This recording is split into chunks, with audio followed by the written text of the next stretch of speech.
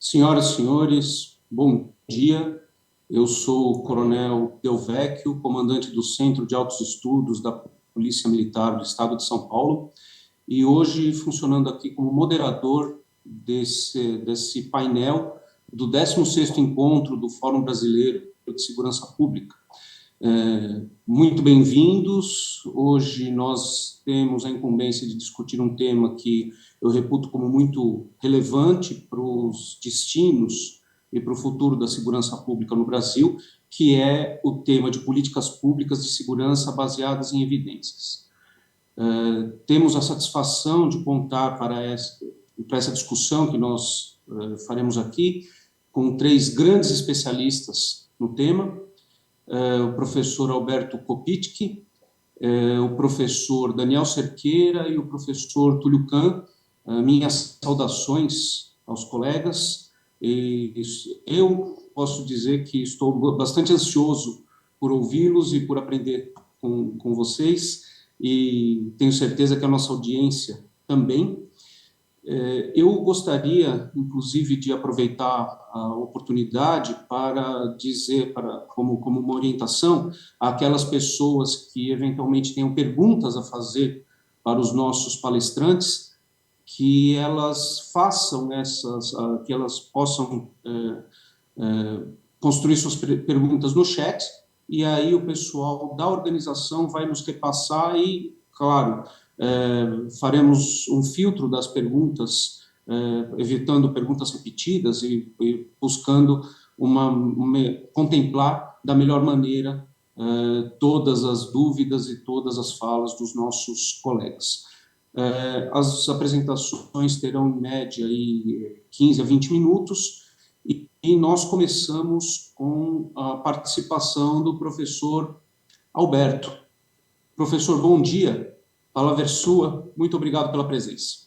Muito bom dia, muito obrigado, coronel, imensa honra estar aqui participando dessa mesa, agradecer ao coronel Delvecchio, que coordena a mesa, aos 2 grandes amigos e que são meus mestres, e que por isso me honra muito estar na mesa com eles aqui, o Túlio Kahn e o Daniel Cerqueira. E já que tenho a primeira palavra, não posso deixar de parabenizar o fórum, o nosso fórum, né, do qual todos aqui somos construtores já há muitos anos.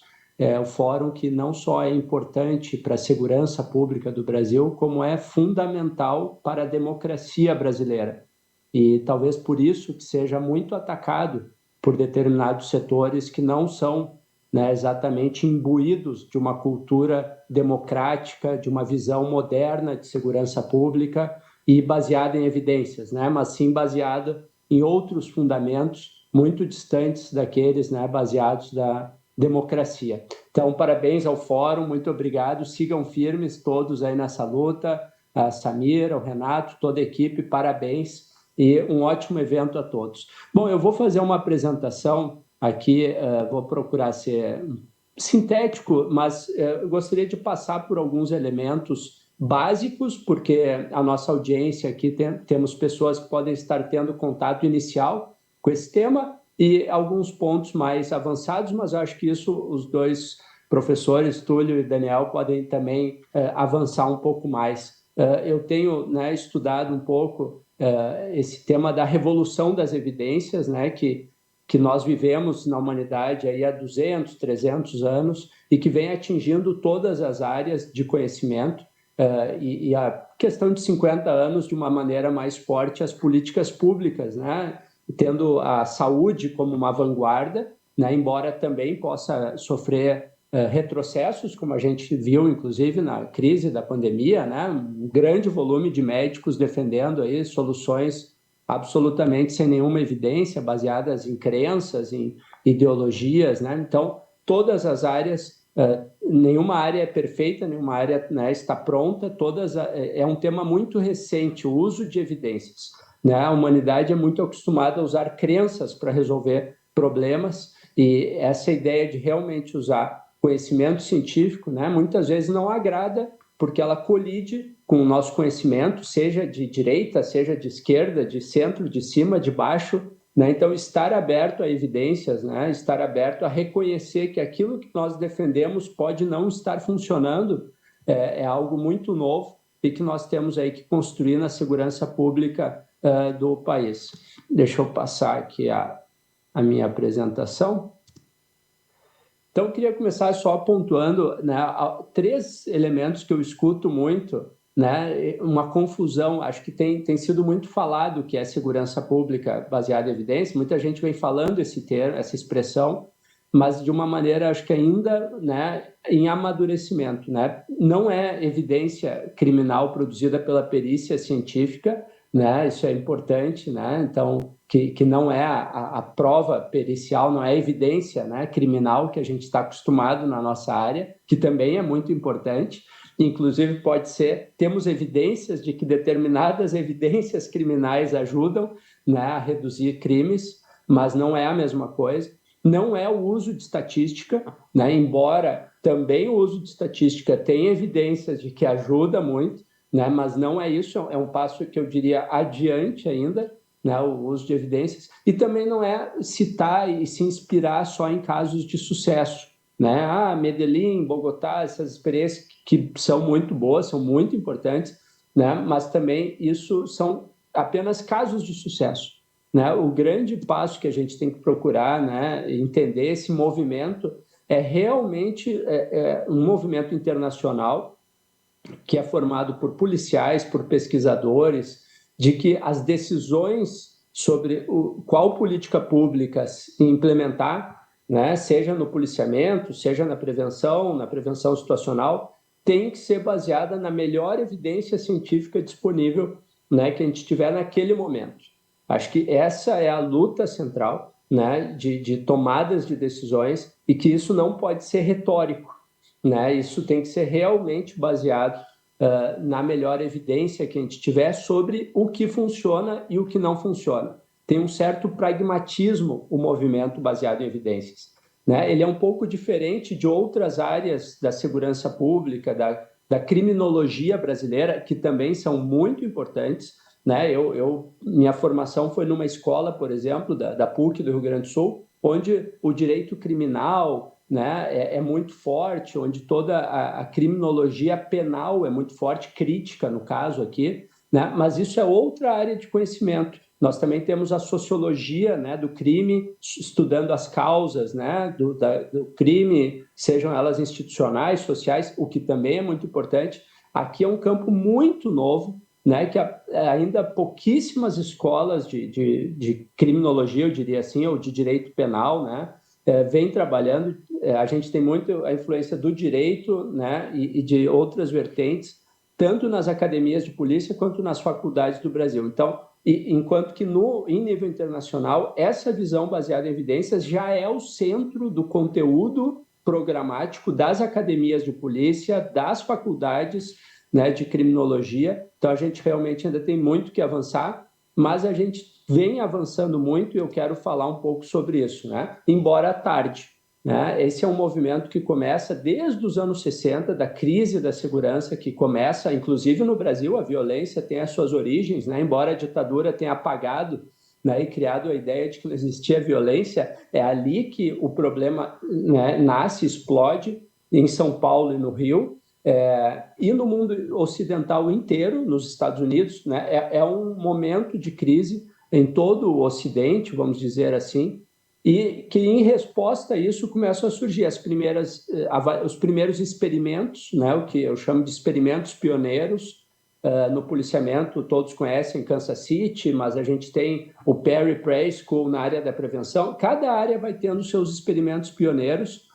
Nos anos 90, as primeiras revisões sistemáticas, que é o tema que eu trabalho, né, a metodologia que eu venho procurando trabalhar. Depois a gente começa a surgir os portais, começa a ser institucionalizado o uso de evidências, já há 20 anos nas grandes polícias do mundo. A Inglaterra, por exemplo, há 10 anos atrás, fechou a sua Academia Nacional de Bramshill, que já tinha mais de 70 anos, fechou porque entendeu que ela não estava usando o conteúdo baseado em evidências e criou um novo centro de evidências, né, o College of Policing, que é hoje o responsável por isso. Então, foi uma grande reforma, né, e agora novas ferramentas avançando. Sempre procurando usar, né, revisões sistemáticas, o resultado de revisões que mostrem os melhores experimentos e quase experimentos. Eu não vou avançar muito nisso aqui, né? O Túlio e o Daniel são dois grandes nomes, né, dessa área no Brasil, mas a gente realmente precisa usar o conhecimento mais atualizado, o que é muito bonito de falar, mas, repito, não é tão simples de fazer. Nós temos programas, né, famosos no Brasil que já temos evidências que não funcionam e continuam sendo replicados, né, replicados até por setores progressistas, né, vamos dizer assim, né, setores que se dizem mais abertos, tal, mas que também têm dificuldades. Então, é muito importante a gente superar, né, estudo de relato de caso, né, opiniões, e a gente tentar entrar nesse ciclo de produzir evidência, de sistematizar a evidência através das revisões, de traduzir essa evidência para quem está na ponta, né, para o comandante de uma companhia, para o delegado distrital, para um agente de polícia prisional, lá na ponta poder aprimorar o seu trabalho de maneira muito prática, qual é a melhor forma de policiar, né, quantos minutos em cada ponto, se é viatura, se é giroflex ligado, desligado, se é a pé, se é de moto.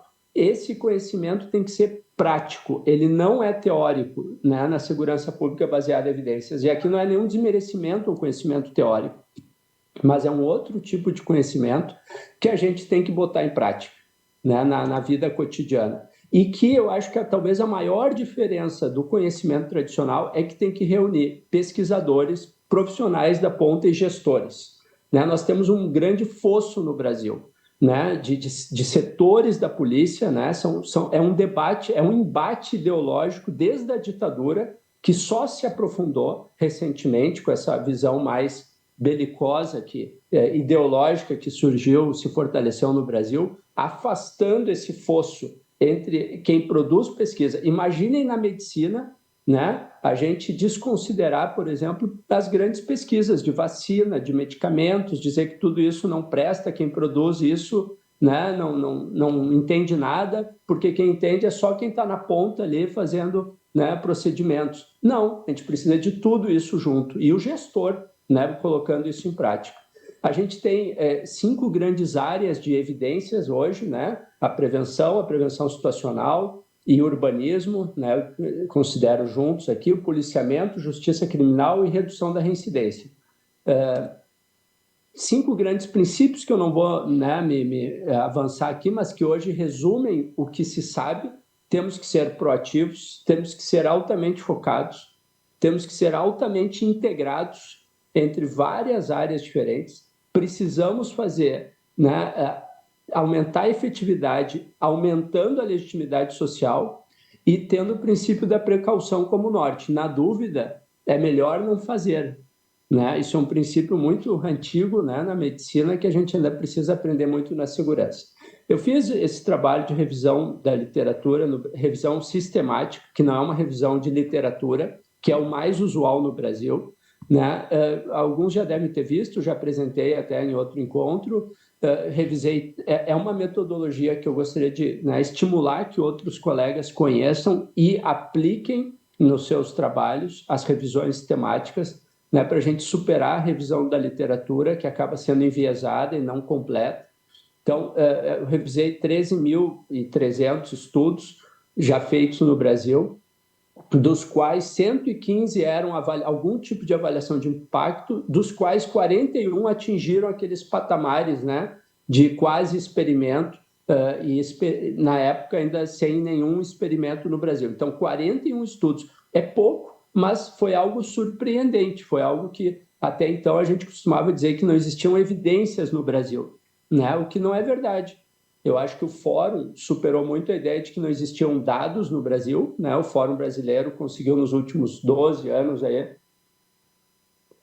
virar essa página. Temos dados ruins, muitos incompletos, né? Com muitos problemas, e a mesma coisa nas evidências, né? Sim, nós temos evidências, embora, né, ainda com muita fragilidade. É um movimento que a gente está assistindo o nascimento dele neste momento, né? Esse é o resultado de 2017, mas eu já vou mostrar para vocês que 2021 possivelmente o ano mais importante até agora da segurança pública baseada em evidências, com a publicação de uma onda de experimentos, os primeiros experimentos, né, que em nível internacional surgiram nos anos 60, e 2021 acho que é um grande marco da publicação dos primeiros experimentos no Brasil. Estou aqui tentando olhar o copo cheio, a parte, né, cheia do copo, não a parte vazia. Né? Esse é um movimento que nasce de baixo para cima, não tem apoio de cima para baixo, né? Diferentemente dos Estados Unidos, por exemplo, onde o Instituto Nacional de Justiça financia pelo menos 200 experimentos e estudos de grande porte por ano, 200, né? Com aproximadamente 250 milhões de dólares só de pesquisa, só o Instituto Nacional de Justiça, né? O que chama atenção é que isso é muito um movimento da economia, né, trazendo o seu conhecimento da econometria, o que é maravilhoso, mas mostra o quanto que as áreas humanas precisam também avançar nisso. A gente tem um preconceito, né, de que métodos quantitativos, é feio falar disso nas ciências humanas, o que faz com que a gente não produza um conhecimento também prático junto com as polícias, né, teste as metodologias. E aqui eu só comparei, né, o relatório Maryland, que é um grande marco publicado nos Estados Unidos em 97, que sistematizou tudo o que se sabia, o que funcionava e o que não funcionava na área, que estabeleceu esses marcos da área, né? 204 estudos, né? A gente encontrou 41 aqui no Brasil. Bom, é 20%, né? Já é alguma coisa. Só que qual era o problema naquele momento? Nenhum experimento, né? Estudos quase experimentais, que são muito importantes, mas não estão ainda na prática, né? Não estão mergulhados, né, aplicando, experimentando algo junto com as instituições, e tecnicamente também produz um conhecimento muito mais avançado. Eu não vou me adentrar muito aqui, mas nós temos alguns programas com evidências sólidas e inovadores, inclusive em nível internacional, como, por exemplo, a gestão por resultado, que o Daniel tenho certeza que vai abordar, com vários estados brasileiros, né? Pelo menos 7 experiências já tiveram avaliação de impacto, mostrando o alto impacto positivo na queda de homicídios, né? A gente tem a restrição do horário de venda de bebida alcoólica, o programa Fica Vivo de Minas Gerais, as guardas municipais, temos algumas evidências, o Estatuto de Desarmamento, a Lei Maria da Penha, né? Só que são temas que são evidências muito boas, e que muitas vezes não estão sendo absorvidos, por exemplo, no debate, né, político aí que nós acompanhamos nos estados. Em nível federal ainda é mais difícil ainda, né? Roubos, nós temos menos evidências sobre o que funciona, né? Curiosamente, o programa Bolsa Família, que na época ainda era muito atacado, agora todo mundo ama, né? O programa de distribuição de renda, mas já tinha evidência de que funciona. Não temos, né? Temos algumas faltas aqui, como o policiamento de pontos quentes, né? E aqui só uma análise muito rápida, já estou me encaminhando, né? Um argumento de que aqui é diferente, a violência aqui é diferente, a realidade social é diferente, né? Então, aqui não adianta a gente usar essas evidências internacionais. Então, eu fiz uma análise de convergência das evidências nacionais com as internacionais e encontrei aproximadamente 80% de convergência, o que já tinha sido encontrado até pelo professor Daniel e o professor Túlio, junto com o professor Joseph Murray, numa revisão também de fatores de risco, né? É diferente, mas não é tão diferente assim. Isso quer dizer que nós temos, sim, obrigação ética de usar o conhecimento internacional baseado em evidências com as devidas adaptações para a nossa realidade, né? A atualização que eu está em andamento, estou fazendo nesse momento, né? Temos, então, os 3 experimentos de 2021, né? O experimento de câmeras de corpo de Santa Catarina, o experimento de polícia comunitária, que é um braço de um experimento internacional que foi feito em 8 países do mundo, né? O experimento MetaQueta, o nome, também em Santa Catarina. Chama a atenção, né, que isso está muito relacionado, né, à gestão do comando da polícia militar daquele estado naquele momento, com o coronel Araújo Gomes, né? Vejam que isso produz um encontro com o pesquisador e o experimento vai para a rua com muita força, assim como o ProERD, o experimento ProERD em São Paulo, que também teve esse encontro, né, com o comando da PM, com os pesquisadores da Unifesp e vários programas de prevenção. Aqui a lista é muito maior, né, mas nós já temos muitos experimentos de alta qualidade, faltam alguns aqui que o próprio Daniel conduziu, né? Isso quer dizer, nós temos evidências. A questão agora é usá-las, né? Então, deixo algumas recomendações para encerrar aqui, né, para um possível futuro governo federal que seja realmente aberto à ciência, independente de partido político, né, mas que tenha um compromisso com a ciência. 10% do Fundo Nacional de Segurança para produzir evidências. O papel do governo federal tem que ser induzir a produção de conhecimento, né, muito mais do que só ser um mero repassador de recursos. Criar um Centro Nacional de Evidências em Segurança Pública. Eu via, né, a proposta de uma faculdade federal, ok, mas com qual conhecimento? Né, que seja um centro de evidências para realmente espalhar e sistematizar esse conhecimento e criar um órgão central para aprovação de soluções baseadas em evidências no SUSP, algo como a Anvisa e a Conitec, né, aqui tem os 2 órgãos reguladores do SUS, né, que a gente possa ter toda aquela metodologia que a gente acompanhou ao vivo na TV, a aprovação das vacinas, né, pela Anvisa, depois pela Conitec, que a gente também possa ter isso no SUSP, para parar de distribuir recurso para aquilo que não há evidências ou há evidência que piora, né, e repasse de recurso apenas para programas baseados em evidência pelo Fundo Nacional, né? A gente precisa colocar isso na lei, né, e criar um sistema nacional de prevenção, utilizando programas de prevenção que tenham evidências, né? Isso é um tema que nos Estados Unidos se avançou muito, né? Depois do debate sobre o DER, o ProERD, né? E reformar a base curricular nacional, que está, na minha opinião, né, foi muito importante, mas ela se encontra defasada, né? Ela não aborda o tema de evidências, né? O conhecimento baseado em evidência, ela está muito mais ligada à sociologia crítica de segurança, né, do que o currículo nacional, do que de evidências, né? Utilizar evidências no currículo nacional.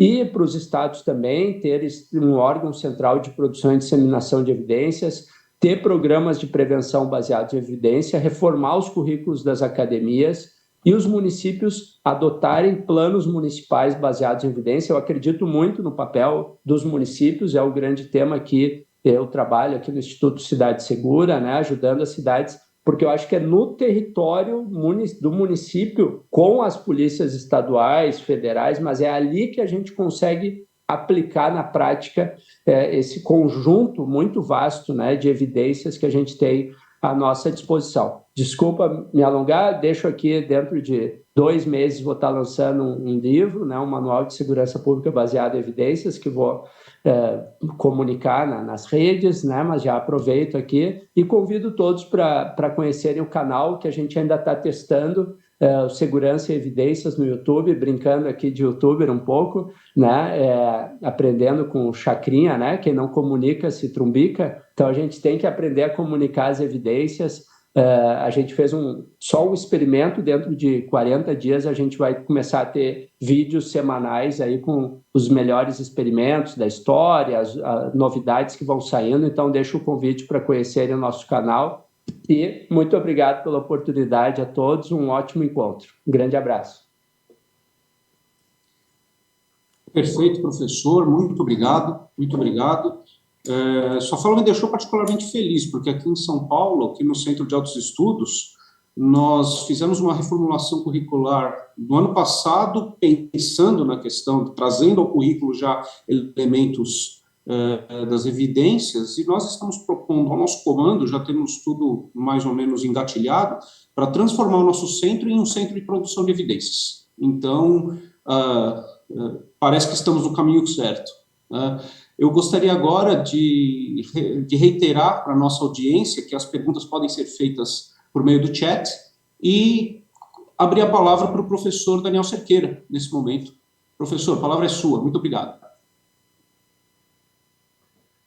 Muito obrigado, Coronel Delvecchio. Em primeiro lugar, eu queria saudar a todos, em particular meus amigos, vocês aqui na mesa, aos associados, aos conselheiros do fórum, enfim, a todos que estão nos assistindo. É um enorme prazer, uma honra aqui estar nessa mesa junto com pessoas tão ilustres aqui, sobretudo nesse tema aqui de políticas baseadas em evidências, né? Saudar meus amigos do fórum, a Samira, o Renato. Eu queria...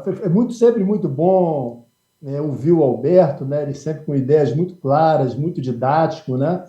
E é interessante a fala dele, porque aí eu já pego um gancho, né? E a gente sabe que política baseada em evidência, né, é um processo, né? Muitas vezes a gente não começa nesse processo com o gás todo, né? Mas a gente começa devagarzinho, né? A gente começa muitas vezes vendo o que funciona, né? Que outros lugares também já basearam outras cidades, outros países basearam as suas experiências também em evidências científicas, né? E aos poucos a gente vai copiando essas coisas que deram certo, né? E vamos avançando nesse processo de política baseada em evidência. E é nesse sentido que eu queria trazer aqui uma ideia de que eu acho que nós estamos vivendo aqui no Brasil o limiar de uma verdadeira revolução invisível, a revolução da política de segurança baseada em evidência, e eu quero trazer um pouco dessa história que eu quero contar, mostrando aqui o exemplo que nós estamos vivenciando no Espírito Santo, né? Então, eu vou compartilhar aqui minha apresentação. Eu acredito que está na tela de compartilhamento, está correta aí a apresentação, né, Coronel? Muito bem. Então, basicamente, se a gente for olhar o Brasil nas últimas décadas, né, esse aqui é um gráfico que eu gosto de trazer sempre, que fala da escalada de homicídio, da escalada de violência letal no Brasil desde 1980, e tem várias razões para isso, né? Desde uma profunda transformação social, de um país que era eminentemente rural e virou urbano na virada da década de 70 para 80, né? Também com o Brasil que viveu a década econômica, a década perdida, a década de 80, né? Com grande concentração de renda. Então, tinha grandes mazelas no país e um Estado, e sobretudo na área de segurança pública, sem condições aptas para resolver esses grandes desafios da segurança pública. O que a gente fez nessas décadas, né? A gente fez o que o Alberto já estava falando ali, da condução da política por ideologia, e eu chamo aqui da política inercial. Ou seja, a gente faz o que a gente achava que deveria fazer. Então, só como exemplo, Da década de 80 para 2018, veja, a gente aumentou de 5, aquela ideia assim, vamos prender e vamos endurecer as penas. Então, prendemos, a gente tinha 50.802 detentos no sistema prisional em 1981, hoje temos cerca de 1 milhão de presos, né? Nós endurecemos penas inúmeras vezes ao longo com a lei dos crimes hediondos, o aumento da lista de crimes hediondos, e cada vez mais a gente aumentava essa lista de endurecimento penal. E o que aconteceu? A gente continua essa escalada, né? E por que a gente fez isso? Será que há alguma evidência de que isso funcionava? Muito pelo contrário, né? Mas só que essa história ela começou a mudar, né? Eu trago aqui, então, um pouco dessa história de como é que eu vejo, nos últimos 20 anos, talvez, essa mudança, o que eu chamo do limiar das políticas de segurança pública baseada em evidência no Brasil. E eu começo a minha história flagrando aqui uma fotografia dura. Peço aos cardíacos que se retirem da sala, por favor, mas é uma fotografia dura dessa política inicial, que é exatamente um testemunho que eu presenciei de um coordenador, de um secretário de Segurança Pública com um comandante da PM no Rio de Janeiro, no final dos anos 90, e que evidenciava bem essa política inicial, em que o secretário pergunta para o comandante: por que os senhores fazem blitz sempre no mesmo dia da semana, nos mesmos horários? Qual é a efetividade dessas ações? Quantos recursos são gastos? E no sincericídio, o comandante falou o seguinte: nós fazemos, não sei, nós fazemos porque sempre fazíamos. Então, essa é a história da segurança pública que vinha já de décadas, né? E esse cenário não mudava porque a gente vinha de um período ditatorial em que aquele triângulo que o Alberto falava, né? Operadores da segurança pública, gestores e pesquisadores, cada um estava no seu quadrado. Então, os pesquisadores tinham preconceito contra os policiais, que eram, na verdade, operadores, na visão deles, né? Eram operadores do aparato da ditadura militar que a gente saía, né? Os policiais tinham também preconceito contra os pesquisadores, então ninguém conversava e não havia acúmulo de massa crítica, né? Sobre o que funciona, o que não funciona, né? Essa historinha ela veio mudando a partir dos anos 90, quando vários pesquisadores, primeiro em Minas Gerais, se juntaram com policiais mineiros, né? Depois pesquisadores no Rio, em São Paulo, em vários lugares, começou a ter uma troca, um acúmulo maior de massa crítica sobre o que funcionaria, o que funciona na segurança pública, né? É um período que eu chamo da acumulação de massa crítica, é um interstício aí em que começamos a acumular massa crítica. Eu devo dizer o seguinte, que o Fórum Brasileiro de Segurança Pública tem um papel fundamental nesse interstício para a formação de massa crítica, né? Exatamente ao tentar fazer com que houvesse diálogo entre policiais, gestores e pesquisadores, né? E foi assim que vários pesquisadores começaram a olhar essas experiências do que funciona, do que não funciona em outros países, né? E a gente começa, então, esse período que eu chamo do limiar da revolução do método, né? O limiar da revolução do método, aos poucos sendo implementado no Brasil, e que eu acho que começa a valer a partir de 2000. Né? A gente tem uma data simbólica aqui, que é exatamente julho de 2000, quando morre a professora Geisa, naquele ônibus 174, um caso de grande repercussão nacional, né? Em que o Fernando Henrique, logo em seguida, lança o primeiro Plano Nacional de Segurança Pública, cria o Fundo Nacional de Segurança Pública, multiplica por 10 o orçamento para a segurança pública. Naquele ano, vários municípios, naquele ano havia uma eleição municipal e a agenda de segurança nunca entrou nos municípios, e naquele ano, várias eleições em vários municípios, o tema da segurança pública tornou-se um tema central. E, a partir dali, começa a ter também várias guardas municipais sendo feitas no Brasil, e por aí vai. Então, é um período que começa um debate mais assíduo sobre o que funciona e o que não funciona. E foi assim que começam as primeiras inovações, né? E a gente vê várias inovações acontecendo. São Paulo, a taxa de homicídio, desde lá para cá, caiu 83%, mais ou menos, né? Então, quando a gente vai ver, desde 99 está caindo homicídios em São Paulo. Mas o que foi feito? Várias coisas foram feitas que a gente precisa ainda documentar com cuidado, mas, sobretudo, foi a criação do Infocrim, que o Túlio ajudou, né, e vários outros, né? Mudança na forma de operar a delegacia de homicídio, várias outras inovações. Minas Gerais começa com Ficar Vivo, o IGESP, que o Alberto aí também já citou. 2007, o Eduardo Campos, governador de Pernambuco, bota a mão nessa cumbuca da segurança pública, volta os seus olhos para fora, para a Colômbia, outros países, também Nova York, que sempre foi um exemplo, né?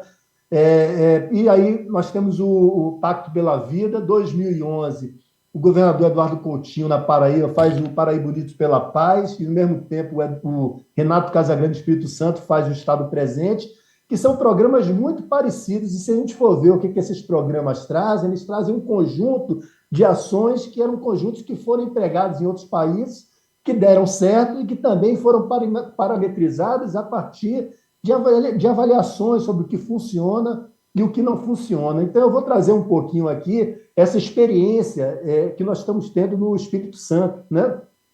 Só para mostrar aos amigos e amigas que não conhecem um pouco da história do Espírito Santo, eu trouxe esse gráfico também da taxa de homicídios no Brasil e no Espírito Santo. O Brasil, essa escalada em verde aqui, né, que a gente já mostrou antes, de crescimento dos homicídios, só que se os homicídios cresceram muito no Brasil, cresceram 2 vezes mais no Espírito Santo. Então, quando a gente compara 80 com 2010, a taxa de homicídio no Espírito Santo cresceu 2 vezes mais do que no Brasil. O Espírito Santo estava sempre na lista maldita dos 5 estados mais violentos do Brasil, geralmente era o 2º estado mais violento do Brasil. Algo acontece aqui em 2010 e a gente vê uma queda, um padrão sistemático de queda de homicídios como nunca antes na história registrada acontecia. O que foi que aconteceu lá? Será que foi uma coincidência ou aquilo foi obra de gestão pública? Ora, me lembrei agora do nosso amigo saudoso, professor Glaucio Soares, que ele falava que gestão salva vidas, né? E aí a gente foi olhar o que aconteceu no Espírito Santo e lá fizeram, o governador Renato Casagrande liderou pessoalmente esse projeto, esse programa, o Estado Presente, e a gente fez, ainda enquanto estava no IPEA, uma avaliação de impacto da política de segurança pública, o programa Estado Presente, utilizando o método do controle sintético, que é um método exatamente para a gente aferir o impacto causal de determinada política ou determinado fenômeno, né? Então, não vou entrar em detalhes aqui sobre o método, não temos tempo, mas, basicamente, a gente quis analisar o período de 2010 a 2014, né? E a gente percebeu o seguinte, que nesse período a taxa de homicídios no Espírito Santo caiu 10%, mas se não fosse o Estado Presente, ela teria aumentado 29%, ou seja, nós estamos dizendo que o Estado Presente teve um impacto de cerca de 40% na taxa de homicídio. Se não fosse o programa, a taxa seria 40% superior àquela observada em 2014. E o que trazia o Estado Presente? Quais são os elementos essenciais, os pilares centrais do Estado Presente? 4 pilares. Primeiro, liderança pessoal do governador. A gente sabe que no Brasil, mas assim também em outros lugares do mundo, se não houver a mão forte do principal líder político, as coisas não acontecem. Não apenas porque política de segurança pública é uma política que não pode ser um pacote, um plano real baixado de cima para baixo, né? Mas ela tem que ser um processo de mobilização e pactuação social, né? E também é porque a política de segurança pública ela envolve sempre ações multissetoriais. Então, quem pode ser o maestro dessa orquestra é o governador, é o prefeito. Então, isso aqui estava presente. O segundo ponto é exatamente a revolução do método. O que é o método científico de fazer política? É abandonar o improviso, abandonar o achismo, aquela reunião de última hora para dar uma resposta midiática, aquela chacina que aconteceu na esquina, trocar esse método pelo método científico, ou seja, vamos fazer um diagnóstico, vamos ver onde os problemas ocorrem, vamos fazer diagnóstico na dimensão policial, na dimensão social, fazer um plano de curto, médio e longo prazo, vamos monitorar esse plano e vamos avaliar o impacto dessas ações, né? Algo que é trivial, que as empresas fazem, e que muitos países desenvolvidos fazem em muitas áreas. E a gente, como o Alberto bem falou, a gente começou atrasado nessa revolução do método no Brasil, né? O terceiro ponto é a repressão qualificada, a gente mudar a forma do trabalho policial, né? Do policiamento simplesmente reativo. Vamos fazer o policiamento tradicional, né? Vamos fazer o policiamento ostensivo, respostas rápidas, investigações posteriores, para uma polícia que tem uma visão estratégica. Vamos focar em retirar das ruas exatamente aqueles criminosos mais perigosos. Como fazer isso? Com muita informação, inteligência, análise criminal, mudança na forma de trabalho da polícia e também utilizando as evidências do que funciona nesse campo. Então, por exemplo, há várias revisões sistemáticas mostrando que o policiamento orientado pela solução do problema é um método muito interessante, né? Você fazer operações baseadas na ideia de dissuasão focalizada gera resultados. Então, você tem muitas evidências internacionais do que funciona, como que a polícia deve operar, e quando a gente começa a utilizar essas evidências para mudar a forma de trabalho da polícia, a gente vê mais resultados consistentes acontecendo, né? E o último elemento que eu chamo a atenção aqui é da prevenção social focalizada. Ora, a gente tem um país extremamente desigual, onde há um déficit enorme de cidadania, sobretudo em determinados polígonos territoriais, onde ali vivem pessoas que foram simplesmente abandonadas à sua própria sorte. Quando a gente vai fazer o mapa, por exemplo, dos homicídios, a gente já fez no Rio, no Espírito Santo e vários outros lugares, uma cidade com muito homicídio, a gente vai ver cerca de 50% dos homicídios ocorrem em 2% do território, em média, né? Então, quando a gente começa a conhecer esse território, entender exatamente a dinâmica criminal e social e investir exatamente no principal tesouro das nações, que são quem? As pessoas, investir na primeira infância, investir na criança, na juventude, essa é exatamente a vacina que a gente vai ter contra o recrudescimento da violência no ano seguinte. Então, a gente pode ter uma polícia excelente, com uma visão estratégica, prender os homicidas contumazes que estão operando ali naquele momento, mas se a gente não investe nas crianças, nas gerações de base, a coisa tende a reverter no futuro, né? Então, aqui apenas um exemplo de como esses três elementos estavam presentes no Estado Presente. Isso aqui é uma reunião mensal do Estado Presente, conduzida pessoalmente pelo governador, pelos secretários que coordenam o Estado Presente. Eu estou aqui nesse canto na foto, né? Todo o comando da Polícia Civil, de outra secretaria de Direitos Humanos e por aí vai, né? Aqui é como a visão da repressão qualificada muda a forma de fazer polícia, né? Então, em 2011, 1.708 homicídios, 810 supostos homicidas presos. No último ano, isso já inverteu. 1.529 homicídios, 1.805 supostos homicidas presos, né? E esse aqui é um projeto que é o carro-chefe hoje da política social, né? Que é o Centro de Referência das Juventudes, né? Onde exatamente o Estado invadir exatamente esses polígonos onde há déficit de cidadania, não apenas com polícia, mas com cultura, arte, educação e cidadania, em última instância, né? Então, eu só queria mostrar aqui um dado para finalizar, falando do Estado Presente, né? Hoje nós estamos aqui com essa ideia, né, do que funciona, e nós temos no Espírito Santo, o Alberto falou, nós temos o CIMAP, o Sistema de Monitoramento e Avaliação de Políticas Públicas, que é operado pelo Instituto Jones dos Santos Neves, de que eu sou o atual presidente, diretor-presidente, né? Então, nós atuamos muito fortemente no Espírito Santo, não apenas o Instituto, nosso Observatório de Segurança Cidadã, que fica dentro do Instituto, junto com o Núcleo Estratégico da Segurança Pública, exatamente para definir ações que são prioritárias e ações essas que são exatamente parametrizadas pelo que já foi visto que funciona ou não, né? Segundo a academia científica. Então, com isso, nós estamos obtendo as menores taxas de homicídio nos últimos 33 anos, e esse ano vamos alcançar, talvez, a menor taxa de homicídio nos últimos 35 anos no Estado, né? Eu queria fechar aqui, eu tenho mais um minuto só, por favor, Delvecchio, só para trazer aqui um evento muito importante que nós fizemos em Vitória, um evento organizado pelo Fórum Brasileiro de Segurança Pública, pelo Instituto Sou da Paz e pelo governo do Estado do Espírito Santo, em que nós reunimos 6 governos que trouxeram performances com efetividade, né? Ou seja, com uma trajetória de queda de crimes violentos, com uma mudança no padrão de crimes violentos, né? Então, trouxemos 6 estados, né? Alguns que já vinham mais de antes, como São Paulo, Espírito Santo e a Paraíba, mas alguns novos que começaram a inovar mais recentemente, como o Rio Grande do Sul, aí, que o Alberto está muito perto ali, né? Está sempre presente também nas discussões, né? E também no Pará, e sem esquecer também o caso de Pernambuco. Então, nós trouxemos mais de 15 secretários das áreas correlatas à questão da segurança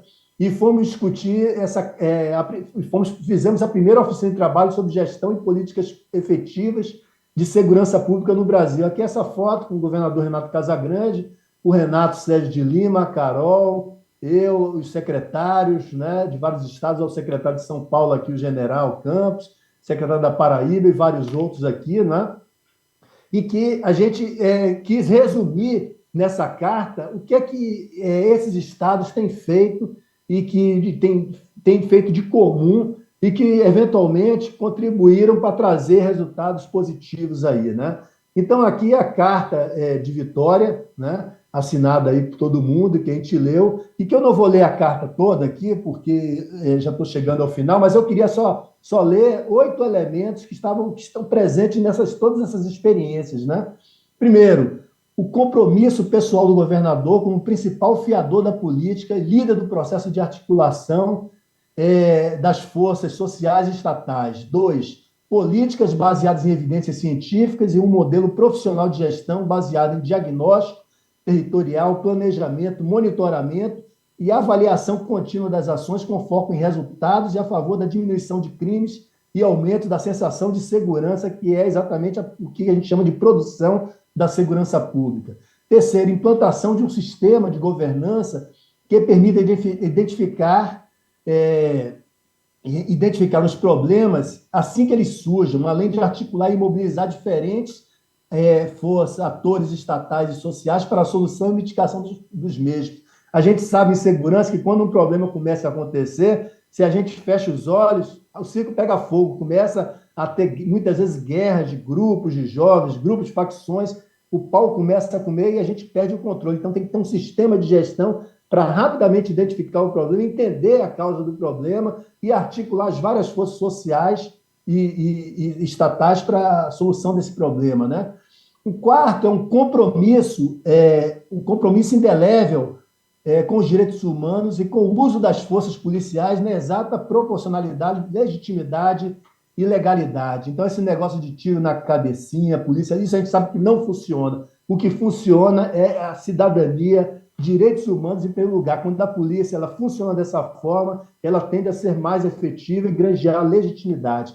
Quinto, integração de todas as agências e organização do sistema de justiça criminal, entre as quais Polícia Militar, Civil, Guardas Municipais, Defensoria Pública, Ministério Público e Poder Judiciário. Sexto, foco no controle e retirada de arma de fogo das ruas. Sétimo, qualificação do trabalho policial, com valorização e capacitação profissional para que as corporações tenham um enfoque estratégico, orientado para as prisões de homicidas e criminosos contumazes que mais danos causam à sociedade a partir de um trabalho intenso de inteligência e análise criminal. E oitavo, estabelecimento de uma política intersetorial de prevenção social ao crime, com focalização nas crianças e jovens residentes nos territórios mais violentos, em que o Estado ocupa o espaço com as ações para o desenvolvimento da primeira infância, educação, cultura, artes, qualificação profissional e modelos alternativos de vida para que a criança de hoje possa sonhar e seguir trajetórias de vida apartada do mundo do crime organizado e desorganizado. Então, para concluir, a gente, muitas vezes, é levado, muitas vezes pela mídia no dia a dia, que pensa segurança pública pelo factual. Como morre gente todo dia, parece que é o fim do mundo. Realmente, nós vivemos um país extremamente violento, mas quando a gente olha em perspectiva, nós já começamos a dar os primeiros passos, estamos aí no limiar exatamente dessa revolução invisível, ainda hoje pouco vista, sobretudo observada, mesmo pelos especialistas, né, pelas pessoas que estudam, mas que está em curso no Brasil. Então é isso aí, muito obrigado, Zé. Obrigado, professor. Uma fala inspiradora, seja do ponto de vista da consistência da proposta, assim como dos resultados já obtidos, não é? Gostaria agora de abrir a palavra para o professor Túlio. Professor, obrigado de antemão. Coronel Del Vecchio, meus amigos Daniel, Alberto, prazer estar aqui com vocês. Gostaria também, inicialmente, de agradecer, como sempre, aí, a organização do fórum pelo evento. Bom, difícil acrescentar alguma coisa depois das excelentes falas aí do Daniel e do Alberto. De todo modo, também tenho aqui alguns comentários sobre o tema. Não sei se vocês conseguem visualizar a apresentação. Muito bem. Não está na apresentação, não. Não está na apresentação? Deixa eu ver. Está mostrando seus slides, mas não o modo de apresentação. Deixa eu botar no modo de apresentação aqui e ver se muda alguma coisa. Agora mudou? Ainda não, professor. Deixa eu interromper aqui e tentar mais uma vez.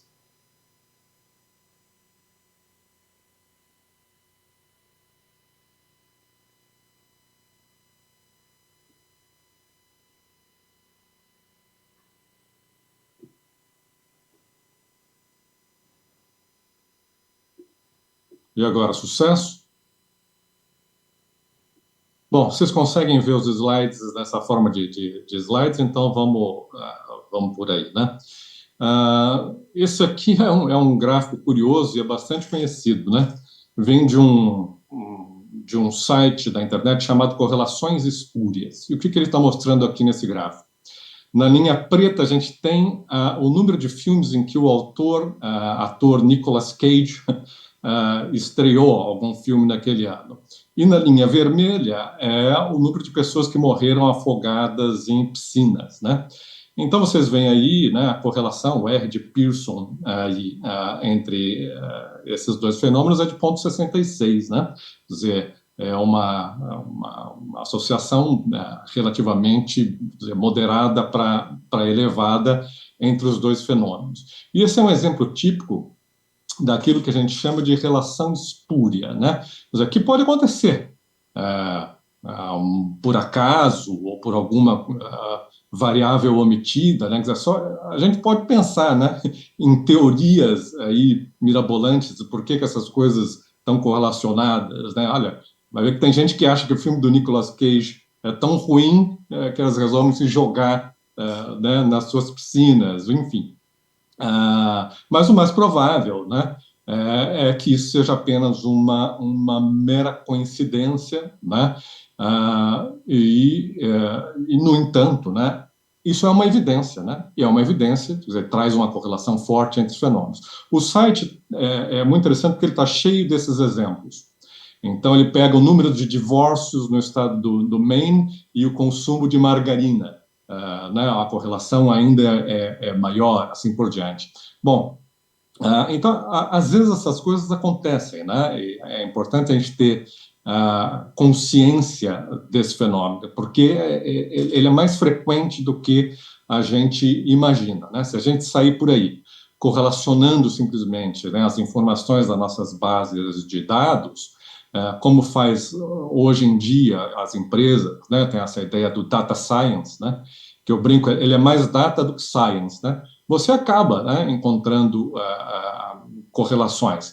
Eu fiz outro dia um exemplo disso, uma brincadeira também, pegando o signo dos presos, né, eu tinha lá a base de dados do sistema prisional, com data de nascimento dos presos, e os tipos de crime pelos quais eles tinham sido condenados. Na maior parte das vezes não dava associação nenhuma, e às vezes você né, encontrava, por mero acaso, a correlação entre certo signo e cometimento de certos crimes, né?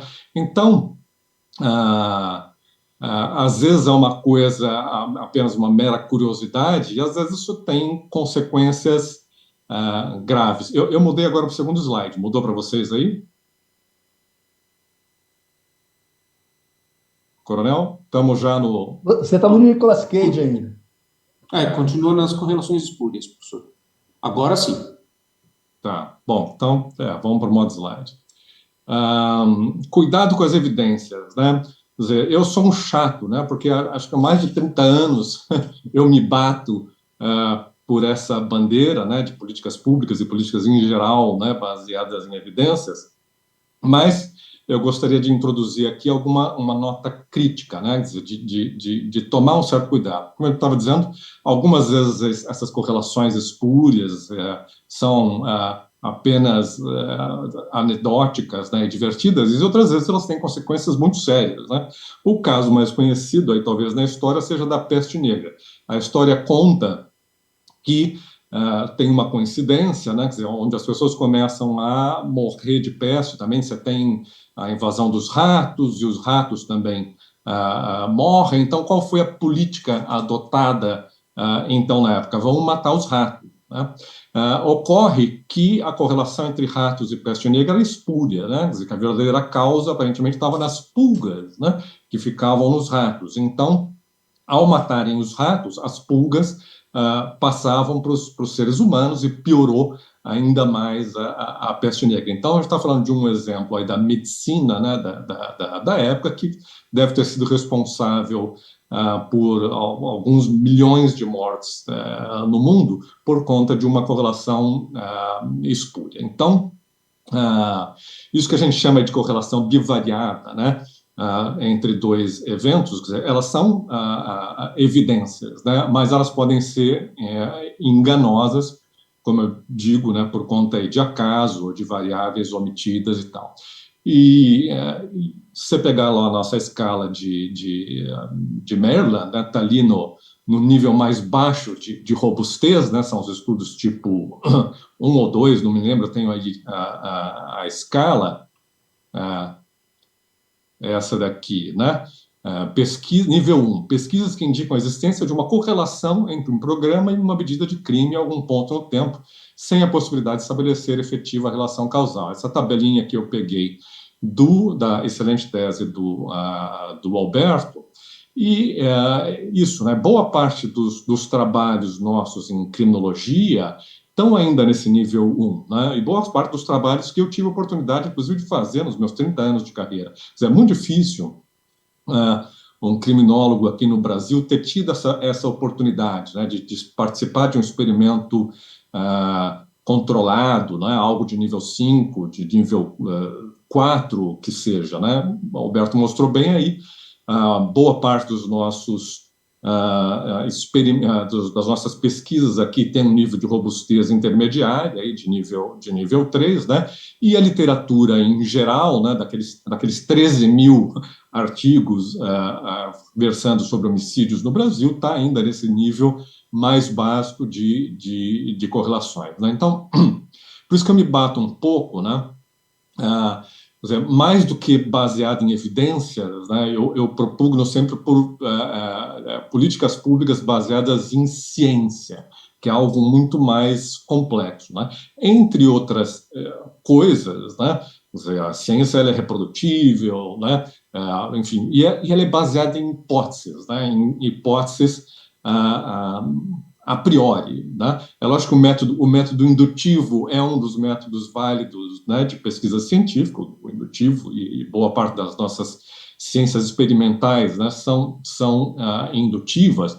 Agora, você precisa sempre ter, né, alguma ideia, né, do que está por trás do fenômeno, uma ideia a priori que faz sentido do ponto de vista lógico e conceitual, né? Quer dizer, não basta você pegar uma base de dados e sair correlacionando, né? Porque é isso, por mero acaso você vai encontrar coisas que nem sempre fazem sentido, né? A gente vê aí você pegar exatamente nesse momento da nossa história, você vai ver a flexibilização, né, de armas de fogo posterior a 2018 e queda de homicídio. E tem gente aí defendendo que essa correlação, aí, entre aspas, né, olha só, então, vamos liberar a arma de fogo, porque isso reduz o crime. Quando toda a literatura, né, e acho que tem poucas coisas tão estudadas, né, com base robusta do que essa relação entre mais armas e mais crimes. Então você precisa,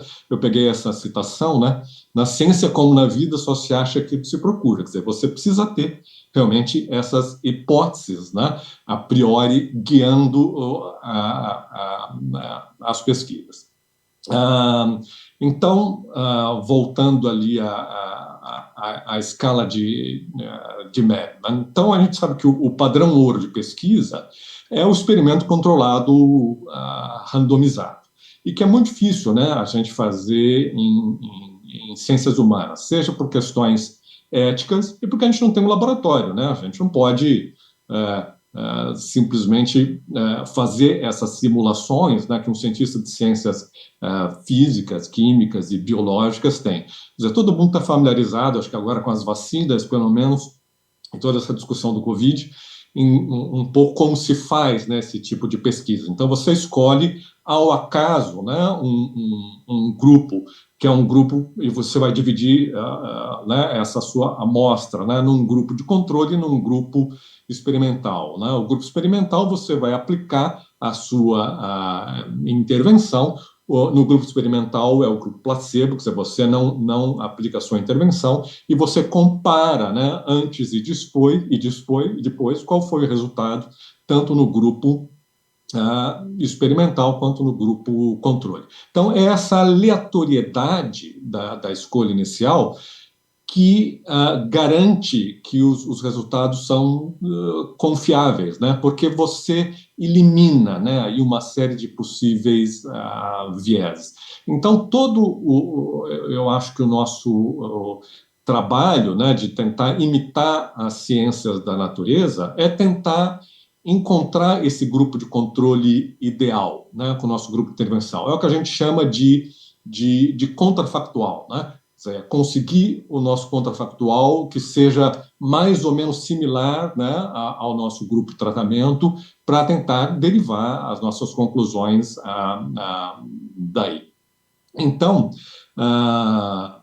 o nosso problema está em como encontrar esse contrafactual. E não é um problema bastante antigo, né? E mesmo Deus enfrentou esse problema. Eu fiz alguns tempos atrás uma brincadeira pegando as 10 pragas do Egito, quando Deus aparece pela primeira vez, né, intervindo ali na história, ele tem que provar, né, através de Moisés, que é ele mesmo que está por trás das pragas. Então ele começa vamos dizer, com evidências muito frágeis, né? Moisés vai lá na frente do faraó, está com o cajado dele, ele joga o cajado no chão e transforma numa cobra. Bom, o faraó chama lá o mágico dele que faz a mesma coisa, né? Então ele fala, bom, e aí, o que isso prova? Né? Então é interessante como você vê que conforme as pragas progridem, Moisés vai, vamos dizer, tornando as provas mais robustas, né? Eu deixei aqui só por curiosidade, né? Mas a última praga é conhecida, né? Da morte dos primogênitos. O que ele faz? Ele faz um pareamento, né? Quer dizer, ele pega casas, dizer, egípcios e hebreus viviam em casas vizinhas, né? No entanto, ele pula a casa dos hebreus, né? Por isso que chama Pesach, né? Literalmente é pular, né?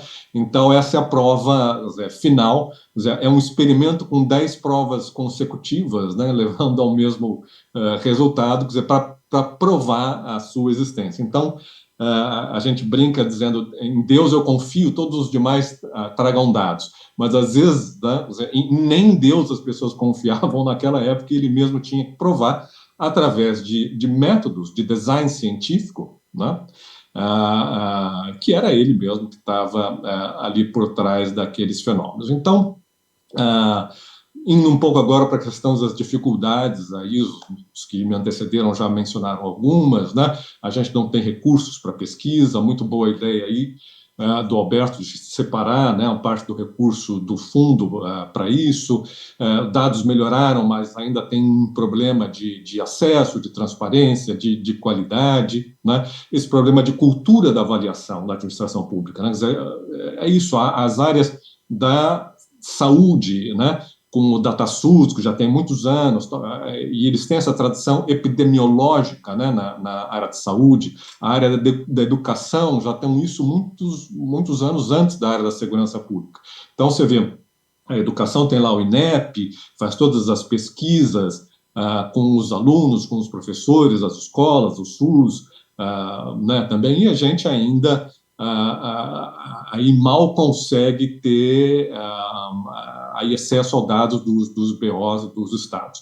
Então, falta essa cultura, né, que na nossa tradição ela é muito jurídica, né, é muito bacharelesca, né, e que é uma cultura de exegese de textos, né? Então, você pega Código Penal daqui, o outro código do outro país, fulano disse isso, Beltrano disse aquilo, logo eu acho isso. Quer dizer, é muito dedutiva e pouco indutiva e pouco empírica. Eu diria também que falta um conhecimento especializado, né, em técnicas de avaliação, porque é uma coisa muito complexa, né? Então, por isso que eu tenho um pouco de medo, né? E a gente sempre fala, mesmo nas polícias, então tem lá o nosso método IARA, que é como a gente trazia o SARA, né? E a gente ensina isso né, nas academias de polícia, né? Identificação, análise, resposta e avaliação. Parece que é uma coisa muito simples, né? Quando a gente agora, na verdade, é muito mais complexo, né? Ou quando a gente ensina para os municípios, vão montar os observatórios e basear as nossas políticas em evidências, coisa e tal. Então, a comparação que eu faço aí, né? Eu diria, não são só as academias de polícia, hein? Mesmo nos cursos de ciências sociais, a gente tem lá 1 ano de metodologia de pesquisa, 1 ano, 2 semestres de estatística, quer dizer, você não sai formado, né, das universidades para fazer esse tipo de avaliação, né? Então, na administração pública, eu diria que hoje, talvez, né, o IPEA, né, no Ministério da Economia, o INEP no Ministério da Educação, são pouquíssimas instituições, né, e setores que têm condição de fazer esse tipo de pesquisa mais robusta, nível 4, nível 5 da escala de Merla, né? Então, como é que a gente resolve isso aqui nos tópicos? É lógico que não é aqui uma solução ideal, né? Mas é a solução possível.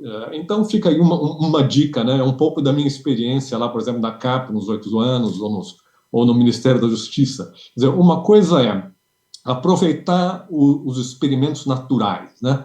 Que são os quase-experimentos, né? Estou falando aí de descontinuidades temporais, espaciais, dosagens, etc. O que são experimentos naturais? Tem aí uma definiçãozinha.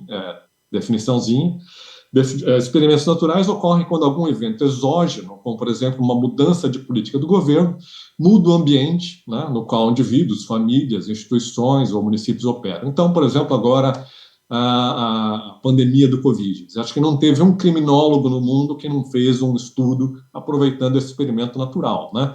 Obviamente, diminuiu o número de pessoas e veículos em circulação, né? Crime é muito uma atividade de rotina, então foi uma chance, se foi ruim em todos os outros aspectos, do ponto de vista criminológico, foi uma chance imperdível, né, de você fazer experimentos, né, sobre o efeito da quantidade de pessoas e dos diferentes tratamentos que os países deram. Alguns fizeram lockout, outros fizeram soluções intermediárias, outros, como na Suécia, não fizeram nada, né? Foi muito interessante. Então, eu fiz um paper lá comparando com a Vânia Secato na Suécia, né, que a gente comparou Estocolmo, comparou Nova York, comparou São Paulo, né, diferentes tipos de tratamento de lockdown, né, então é uma diferente dosagem, né, do lockdown nas 3 cidades, e ver como isso afetou